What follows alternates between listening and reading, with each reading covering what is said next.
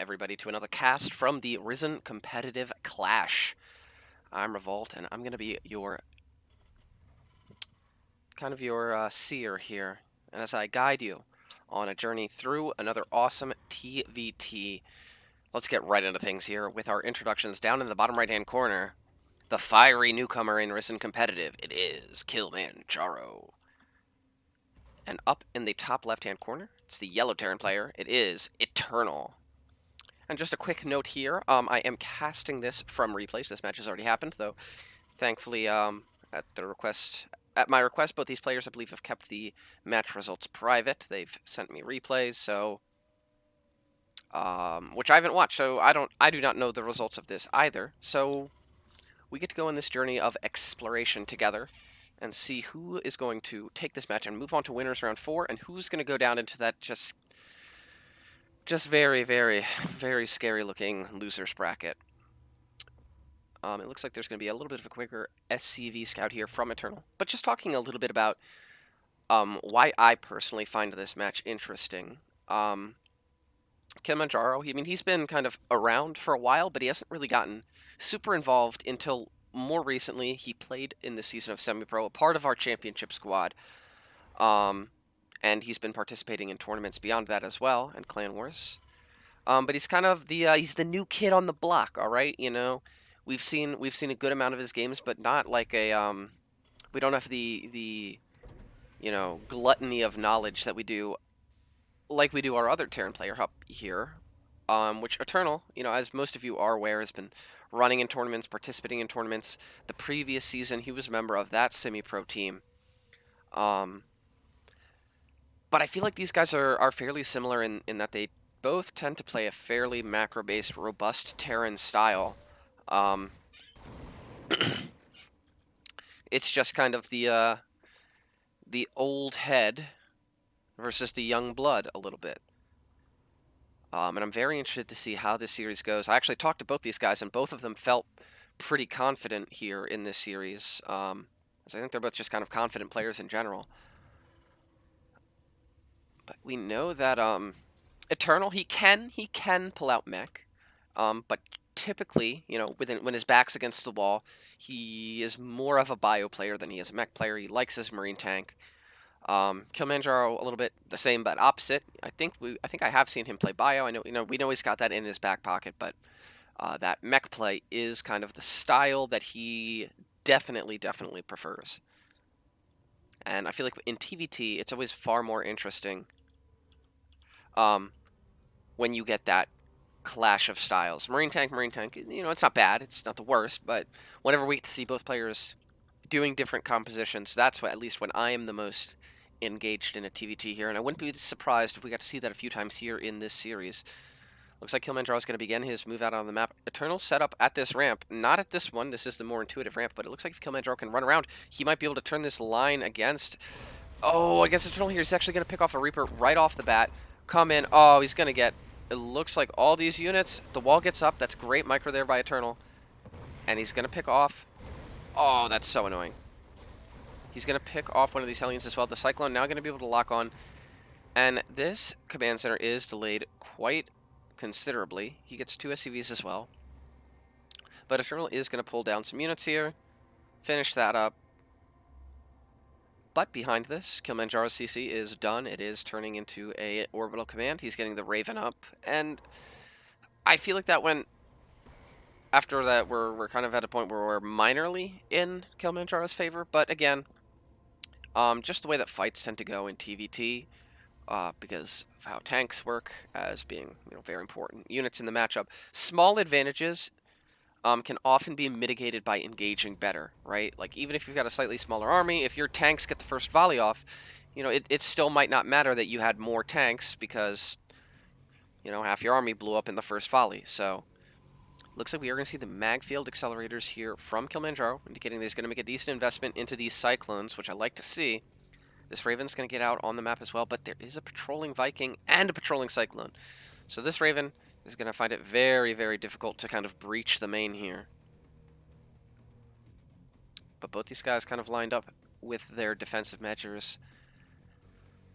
Let's see how this goes down. Eternal is going into that 1-1-1, but with the reactored Marines, there's the third CC. It's going to be a macro-based Marine tank style. Oh, okay, so this Raven, great reaction time there from Kilmanjaro. He's going to pull it back immediately. Eternal is going to try and hunt this thing down. He's going to be unable to, but that's a great reaction time there from Kilmanjaro, keeping that Raven alive.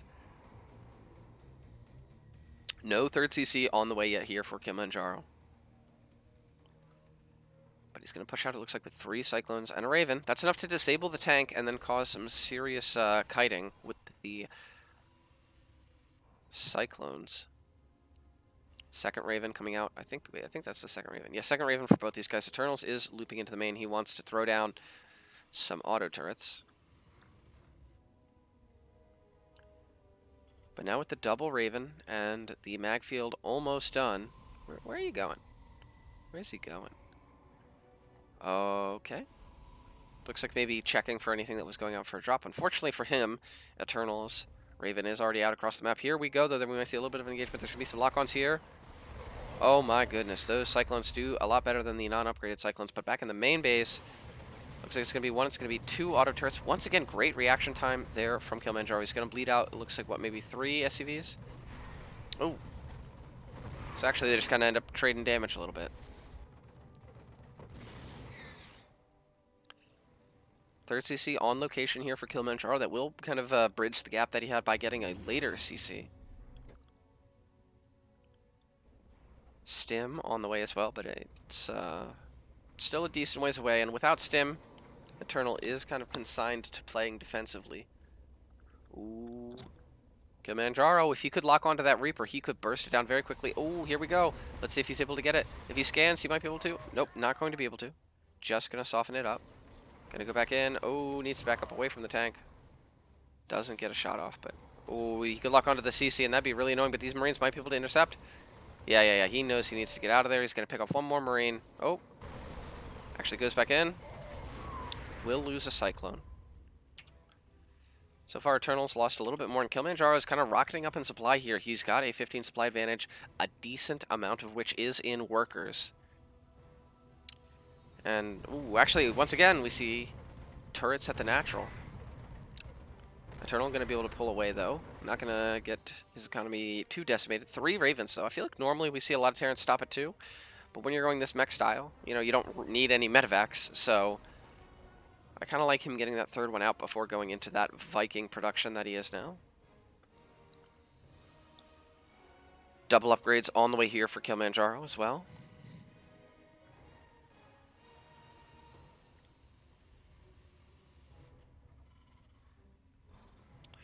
Remember, the winner of this, I believe, punches their ticket to the winner's bracket finals to face the winner of Steven and Swarmonomics. So it doesn't get any easier as the tournament goes on, but still a great spot to be in for either of these guys.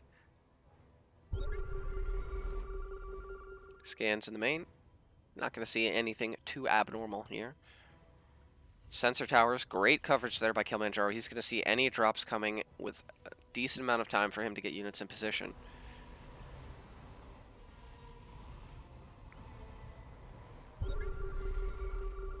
More scans going down. It's like, all right, you got tanks? Okay. Now, I don't know if Kilmanjaro did, but I know Eternal did a little bit of scouting into Kilmanjaro's style. He knows that he does have a proclivity towards that mech play. So he's not going, he's not flying blind here exactly. And here we're going to see a push here from Eternal. There's a lot of units here, but with no medevacs, right? The sustain of this army is relatively low. These 3 Ravens and this huge Viking count going to be pivotal here in Kilmanjaro's defense, especially as he's trying to hold at least partially what is a high ground. He's going to start sharking around. There's the scan. Oh, he could get one of these Ravens right off the bat. Bam, 1 Raven goes down. That's a great pickoff. And Eternal's going to know that that's not the start to the engagement that he wanted. More scans going down. Ooh. Needs to be very careful here, does Eternal. He's got these Marines to kind of help his ground army, or his air army, but once again, the Viking count is not close. 7 now to 10.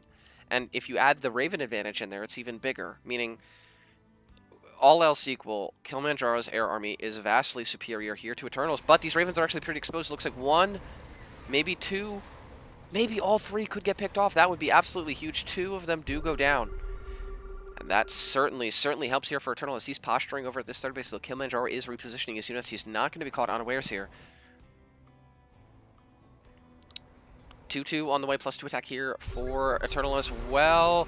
Oh, the siege up's coming, but it's not quite in range of the CC. Might be able to pick off a few depots, but Kilmanjaro using this air advantage is going to not allow Eternal to really get in range of stopping this mining. Ooh, even getting some pot shots off there on the Vikings as well. And Kilmanjaro, I mean, he's kind of, right now he's kind of Eternaling Eternal. I mean, Eternal is a player that's known as being built on just the raw power of his macro. And Kilmanjaro is showing us that he's got that up his sleeve too, as his supply is just so high. Getting a fourth behind this as well. I mean, when you play against these really good Terrans, it's just downright indomitable trying to face them in a macro play. And these are two definitely titanic macro Terrans here. These two Vikings, oh, they might be able to get picked off here. That's the siege up, going to deny Eternal positioning on this low ground. Eternal's trying to posture here and get into a good position, but Kilmanjaro is just really frustrating him here. The coverage of the tanks. Oh, that's going to be a good start. He's going to be able to pick off one of the tanks. Oh, two even. Oh, but the Vikings go down. Ooh, he's going to stim. Does he get the Raven? He does not. There's the Dorito cannon. I don't know how much that's going to get done. And then the Raven goes down, so he's going to be forced back. But now Kilmanjaro is maxed out. He's going to start building up the bank while getting those three upgrades as well.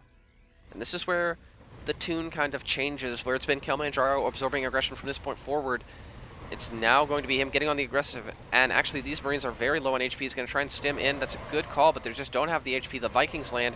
All these tanks getting cleared up, and Eternal, with his army, at least part of his army defeated, is kind of sent reeling here as Kilmanjaro is going to barrel towards him. Ooh, this is a good start to the engagement. I think here from Eternal is going to be able to clear out a good amount of these Hellbats before the engagement really gets started. The tank's getting positioned now. They are the anchor of this push. Good scans forward there. Gonna pick off a tank, but he loses a Viking for it. And again, he's gonna pressure this base, but this base is the 5th, so I think he's kind of okay with that. Even if he forces him off this, they would still be even on bases. Though I feel like as the Bioterran, you kind of want to out-expand your opponent, as your army is far more mobile. Ooh, actually a good chunk of Marines getting blasted down by the siege tanks. Ooh, but Eternal's setting up a flank for himself here. He wants to go in on this army. There's the siege up here from Kilmanjaro. Oh, Eternal thinks better of it. Thinks better of it. He might be able to catch a rallied tank here. He will. But now, I mean, this position is locked down. And, oh, actually, Kilmanjaro's going to run right into the 3rd. He needs to siege up very soon. Here's the siege up. Eternal's going to try and come in for the flank. Oh, great pickup. He's going to start dropping these Marines as the other one's trying to stim onto it. These tanks don't know which direction to fire, and it looks like he might be able to clear out this initial foray of tanks. Maybe? Or maybe not? No, not yet. There's just not a lot of units here for Eternal. Kilmanjaro's going to move these tanks up and continue causing Eternal all kinds of problems here. Ooh, actually, these are in range of the planetary. That's not good. The SCVs are going to get on this as well. He's going to try and target down... Well, so he clears that up, but once again... Kilmanjaro, he's got another huge army here at home, and it's only getting bigger. 5 tanks on the way as well, about to pop. And he's going to be ready for round 2, and this time Eternal won't have just kind of the raw supply that he had last time. That Orbital is going to finish up over here, and there's another one over here as well. Ooh, Kilmanjaro sieging up. He's got a huge tank advantage. Every tank of Eternal is just exploded. Looks like he's going to get aggressive once again, trying to wedge himself in between the 3rd and the 4th base. I really like his kind of focus on that point. But it actually looks like he's going to feint to that side, something you see a lot of good players do. They feint to one side and then they push into the other to anchor a position. That's exactly what Kilmanjaro is going to do, and that's going to force a liftoff on this base, absolutely. EterNal's going to try and posture. He does not want this area to be controlled by siege tanks, but it doesn't look like there's going to be much he can do about it at all. There's the big siege up. EterNal's going to try and come in, but the tanks are going to fire, and they're going to murder absolutely everything on the ground. EterNal's supply plummeting while Kilmanjaro's remaining steady, and I think Kilmanjaro, he's done it. He's done enough to secure him victory here in game number 1. Remember, this is an EterNal that is fresh off of beating Coda 3-0. This would be a tremendous feat for Kilmanjaro here. GG is called, and Kilmanjaro is going to take the first strike in this series. I'm going to throw up my overlay, as once again I am casting from replays. We'll be right back here with game number 2.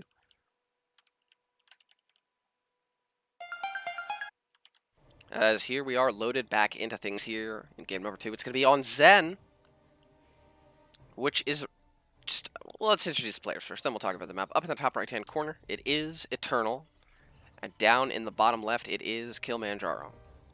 So considering most of these matches are best of 5, that affords a ban to each player going into the series, Zen is just really not a map we see much of at all, as most people just kind of don't like it. Now, oftentimes maps like that can be bad for particular matchups, and the mirror, it might not quite be as bad, so I think we can enjoy what is going to be an infrequent viewing here of Zen here in this tournament. Thank you to Sandra Koala. I think, yeah, if I'm remembering correctly, I think that is actually Kilmanjaro's girlfriend who followed me on Twitch. Thank you very much. Now, maybe she did that just because he won. So we'll see if I drop down a follower if Kilmanjaro loses a game, so we'll stay tracked on that. But right now, it looks like we're seeing pretty normal things here on both sides.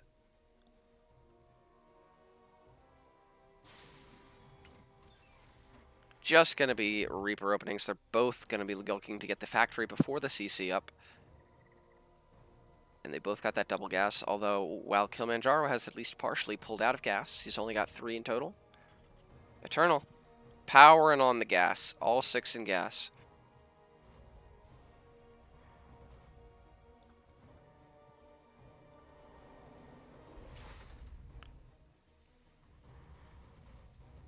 So far, we are relatively mirrored, though looking at the resource count, we can see the primary difference. EterNal, far ahead in the gas mining. Kilmanjaro, farther ahead in the mineral mining, as again, he has been devoting more of his SCVs to that. There's going to be the reactor there on the barracks.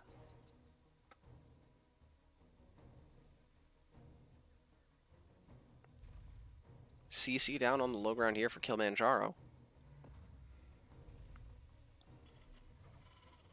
And there's the starport on the way here for EterNal. Far ahead of his opponent, who is going a more economic route here with his build. The tacky opening versus the economic opening, a fairly common equation for a lot of mirror matchups. It's going to be double Reaper Hellion, and I think we've seen this build a few times here from EterNal. It's going to be double Reaper Hellion. He's going to get a medevac, and he's going to try and go with these units. He can use the Reapers to jump up, then elevator the Hellions into the main, thusly bypassing any advantage that this wall might give. But Kilmanjaro's got plenty of units here of his own for this defense. He's actually going to posture out on the map a little bit. And if he gets here while these units are split and can pick off some of these split units, I mean, that's going to be absolutely massive. In these early game TVT battles with a low unit count, every unit counts so much. Oh no, I think he's going to be able to pop onto this Reaper Hellion. There goes the Hellion. And actually he picks off the Reaper as well. Oh, but he might start to bleed out some of his own units here, as actually what started really good for him kind of took a turn for the worse there as a lot of his units go down. He might lose another Reaper too. These Hellions can catch him. Yep, that Reaper goes down. EterNal now at a pretty big army supply advantage. Is that medevac out? Yes, it is out. What does Kilmanjaro have at home? Really just the Cyclone. He's going to have to evacuate that low ground. He's going to go get a lock on the Hellion. That is going to escape, which is actually really good for him. And now, here we go. EterNal's messaging me. I should have set myself on busy, but I did not.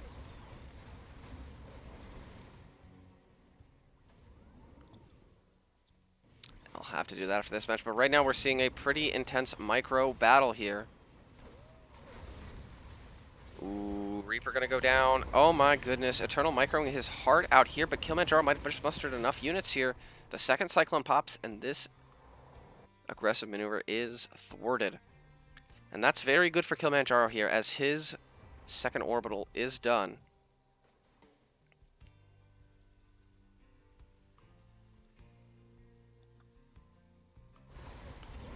Ooh, ooh, ooh, oh. Great micro on both sides there. Holy cow. Picking up to avoid. Oh, and there's another lock on. Might be able to get that. Nope, nope. Picks up. Oh, but he's locked onto the medevac.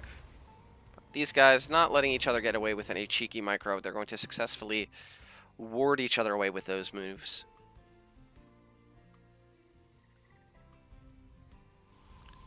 There's the double barracks here from EterNal. He is going to be going into that bio play. And once again here for Kilmanjaro, it is going to be a mech opener. And probably mech play in general. I mean, if it ain't broke, you don't need to fix it, right? And that mech play went very well for him there in game number 1. We're going to have to see if that trend continues here in the second one, as these Ravens actually are going to pass each other in the night. Nary the wiser.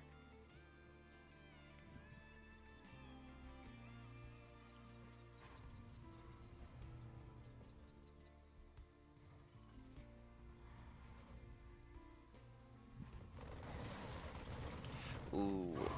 And actually, that's on the high ground. It's going to threaten that mineral line as well. So he's going to get, it looks like, an SCV and a Marine for his trouble.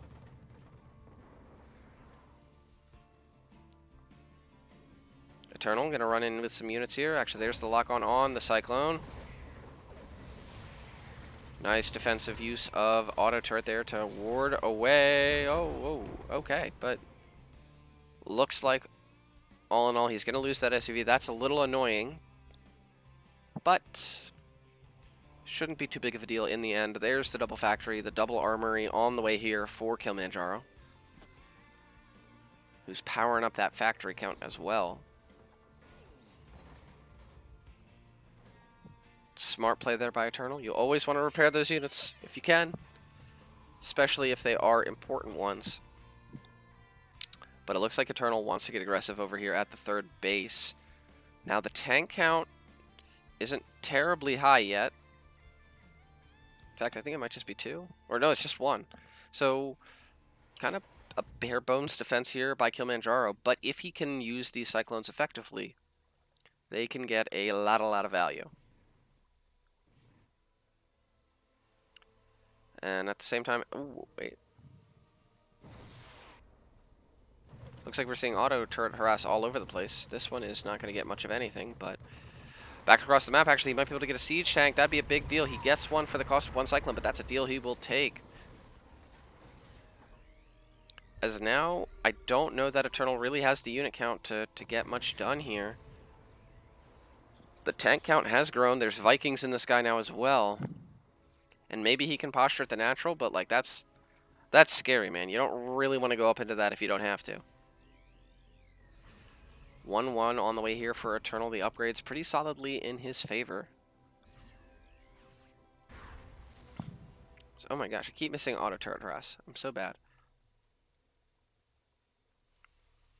Though it doesn't look like it's gotten terribly much done. 3 kills, 1 kill.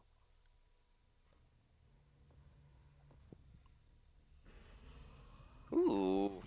Oh, well, good timing. He's going to try and load up and go in here, but there are turrets to ward this way. Oh, he needs to be very careful. Yep. He's going to get the heck out of there. Gonna siege up. Oh, that's his high ground vision. He needs that. Oh, I guess he's got the Raven as well, but here we go. That scan's going to allow him to clear out the turrets. That's nice, but let's see. Oh. Once the scan goes away and these turrets are cleared up, his vision is severely hampered, and he is gonna need to get out of there. And behind this, just with the economic advantage that Kilmanjaro had, once again, we just see him flying up in supply. I mean, his macro in this series has just been, it's been majestic, man. It's been really cool to see. Not very many people can macro well enough to put EterNal behind, but Kilmanjaro strutting his stuff here in this series. He's got a huge army. EterNal banking up a little bit of money here. He needs to spend that on units, and he needs to do it soon. Because this third base is looking mighty exposed here, and this army of Kilmanjaro could be a very, very, very painful for him. But actually, here comes an engagement. Some units caught out on the map here for EterNal. The Vikings are going to land. This is just going to get enveloped by the mech army. And Kilmanjaro is now up almost 50 supply, and he's pushing in towards the third base. EterNal knows he needs to defend this. If he doesn't, with this 4th CC finishing, he's just going to be economically hamstrung.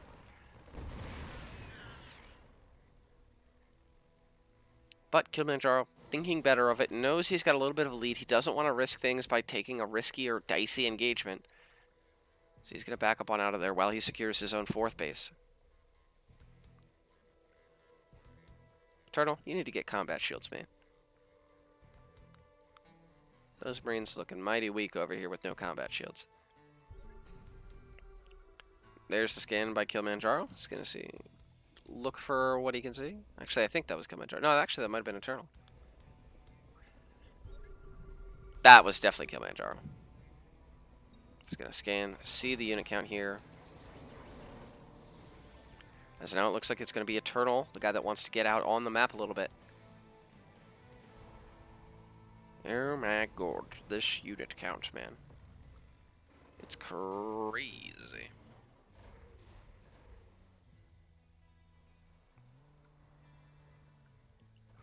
Oh, that's going to be really good there for Kilmanjaro. Starts the fight off picking off a... Oh, actually, well, I guess it evens up because he got a Raven as well. So they trade Ravens. But still, this mech army is just gigantic. It dwarfs EterNals in size, up 20 supply. And this mech army just is capable of outputting so much damage with these tanks. Looks like we're going to see a little bit of a Hellion run by. There is no wall here, so he could actually get a ton of damage done. No blue flame either. That's important. 3, 7, 9 workers go down. Now, EterNal's economy is good enough that he can kind of absorb that and not be, you know, too affected by it, but it's still a great pickoff there for Kilmanjaro, who is maxed out now. And it looks like, once again, these guys are just going to pass each other. EterNal trying to pick which direction he wants to go in. Ooh, gonna stim. That's a big, costly stim. There are only 2 medevacs here. That's not a lot of healing. As Kilmanjaro is kind of approaching up here, he's gonna force another siege up. Back out.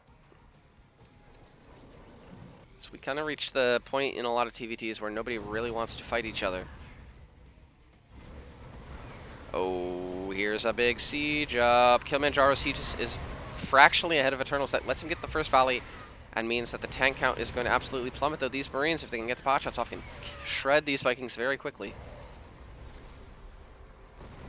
As here comes Kilmanjaro up the ramp, gonna start picking off these units. That siege up means 1 more dead tank. And EterNal once again left a little bit reeling here.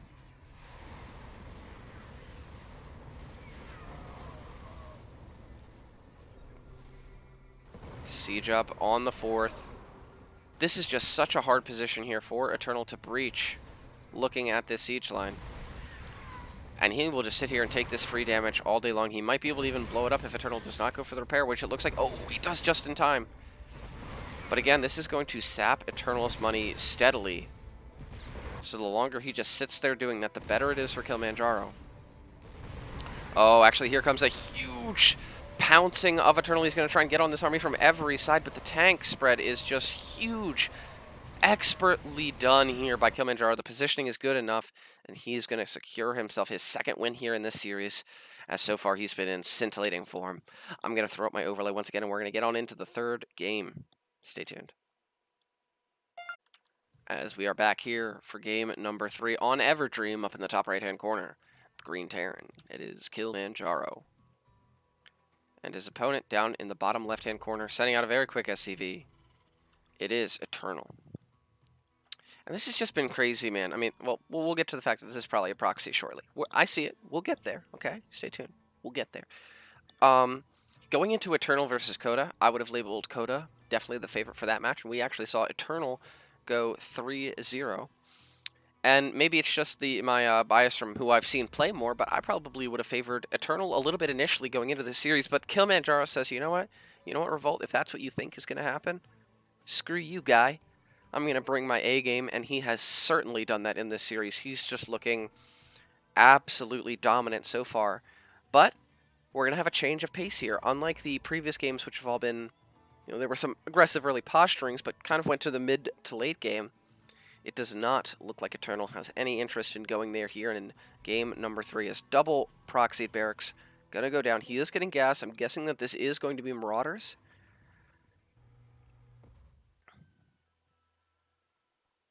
And there is going to be a scout here from Kilmanjaro, who it's going to be a bit of a minute here before he gets across the map and recognizes that this is a proxy. Oh, it's Reapers. Oh, it's Reapers. Duh, it's Reapers. What do I mean it's Marauders? It's definitely Reapers. I'm really dumb.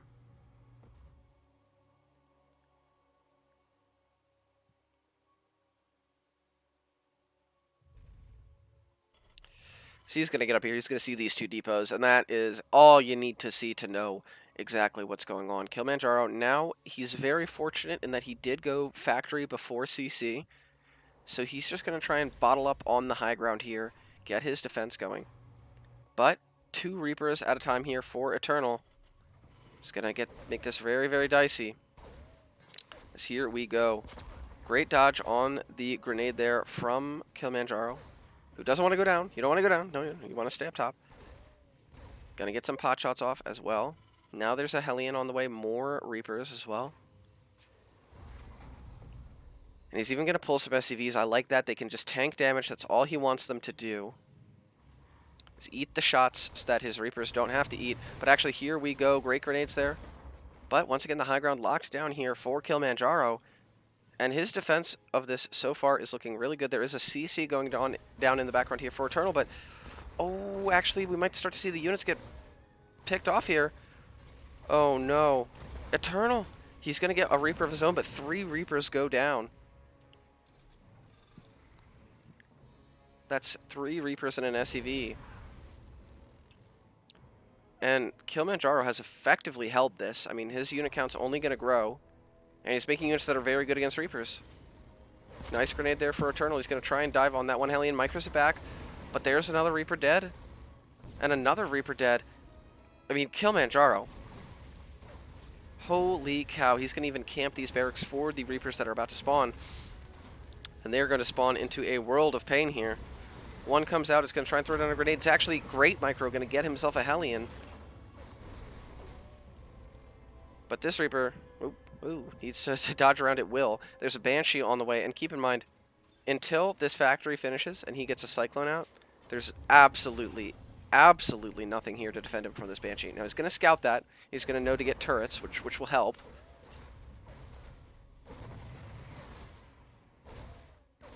Gets a pick off there with that Reaper as well. Ooh, but across the map, actually, Kilmanjaro is just ravaging the base here of Eternal. He just pulls the reversal on him. He knows that those barracks are stuck, floating back home. He's going to take a long time to get more units out, and even when he does, I don't know if it's going to be enough. It's going to be 2 Reapers to 1, and he's going to have free reign of Eternal space, and that's going to be catastrophic on the economy as he denies that as well. He's even building a bunker on the high ground. He can micro back to these Hellions that'll allow them to fire. Eternal. Holy cow, he's flagging here. He needs to pull something out, but here comes the Banshee. Seals the deal. GG is called. As Kilmanjaro is going to emphatically punch his ticket to the winner's bracket finals to await the coming of either Swarmonomics or Steven. And I can tell you what, I'm excited for that ZVZ, and I'm excited for the ZVT that will follow it up. So stay tuned, keep it locked, drop a follow, because we're going to have more Ris3n competitive Clash matches coming in the near future. Thanks for tuning in, and have a great